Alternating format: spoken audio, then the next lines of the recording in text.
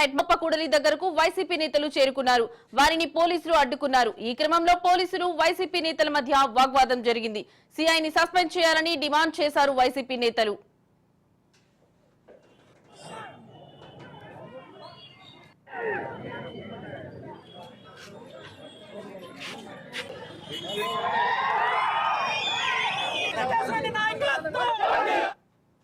చెన్నకేశ్వర రెడ్డి గారిని ఆయన వయసును కూడా లెక్క చేయకుండా ఇష్టానుసారం రే నీ కథ చూస్తాను నన్నేం తీసుకుంటామనే ధోరణిలో మాట్లాడడం జరిగింది.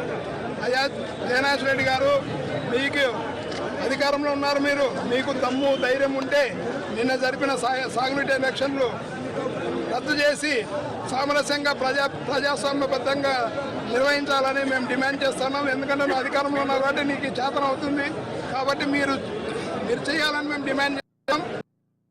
ఈడి సంఘాల ఎలక్షన్లో పార్లపల్లెలో వన్ సైడ్ ఎలక్షన్ జరుగుతూ ఉందని తెలిసి మా నాయకుడు మాజీ ఎమ్మెల్యే చెన్నకేశ్వర రెడ్డి గారు పోయి అక్కడ పోలీస్ వారిని వేడుకోవడం